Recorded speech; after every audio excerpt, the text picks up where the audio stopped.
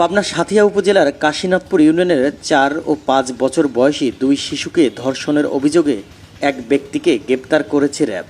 শুক্রবার দুপুরে র্যাব কার্যালয়ে এক সংবাদ সম্মেলনে এই তথ্য দেন পাবনা র্যাবের squadron leader company commander Mohammad Ilias Khan. তিনি বলেন, গত মঙ্গলবার বিকালে শিশু দুইটি রাস্তায় খেলছিল।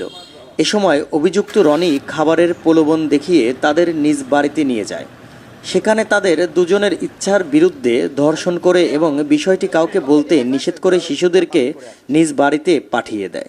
ভিকটিমদ্বয় অসুস্থ অবস্থায় বাড়িতে যাওয়ার পর পরিবারের সদস্যরা তার কারণ জানতে চাইলে তাদেরকে ধর্ষণের বিষয়টি জানায়। ভুক্তভোগী শিশুর পরিবার ও সাঁথিয়া থানার একটি মামলা দায়ের করলে গোপন সংবাদের ভিত্তিতে সাঁথিয়া থানার দারিয়াপুর এলাকায় রাতে অভিযান চালিয়ে অভিযুক্ত রনিকে গ্রেপ্তার করা হয়। গ্রেপ্তারকৃত রনি কাশীনাথপুর পশ্চিমপাড়ার মৃত আব্দুল মজিদের ছেলে। আসামিকে পরবর্তী আইনানুগ ব্যবস্থা গ্রহণের নিমিত্তে সাঁথিয়া থানায় হস্তান্তর কার্যক্রম প্রক্রিয়াধীন।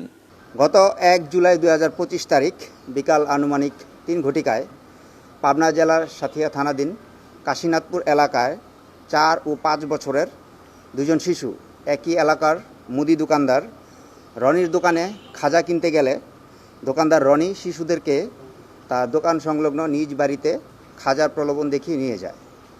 সেখানে তাদের দুজনকে ইচ্ছার বিরুদ্ধে ধর্ষণ করে এবং ধর্ষণের বিষয়টি কাউকে না জানাতে বলে এবং শিশুদেরকে তাদের নিজ নিজ বাড়িতে পাঠিয়ে দেয়। ভিকটিমদ্বয় অসুস্থ অবস্থায় বাড়ি ফিরে আসলে পরিবারের সদস্যরা তাদের অসুস্থতার কারণ জানতে চাইলে শিশু দুইটি তাদের সাথে নির্যাতনের বিষয়টি জানায়। উক্ত ঘটনায় একজন ভিকটিমের অভিভাবক পাবনা জেলার সাঁথিয়া থানায় একটি ধর্ষণ মামলা দায়ের করে। মামলা নং 1 তারিখ 2 জুলাই 2025, ধারা 9-1 নারী ও শিশু নির্যাতন দমন আইন 2000। এরই ধারাবাহিকতায় অধিনায়ক র্যাব 12 সিরাজুল মহোদয়ের দিক নির্দেশনায়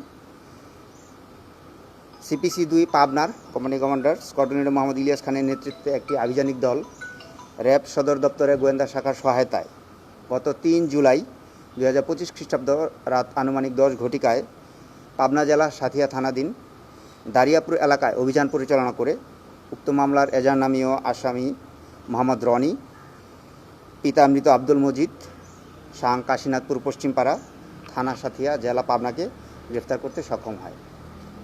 গ্রেপ্তারকৃত আসামিকে পরবর্তী আইনানুগ ব্যবস্থা গ্রহণের নিমিত্তে সাঁথিয়া থানায় হস্তান্তর কার্যক্রম প্রক্রিয়াধীন রয়েছে। News desk, Pabna Times 24.com।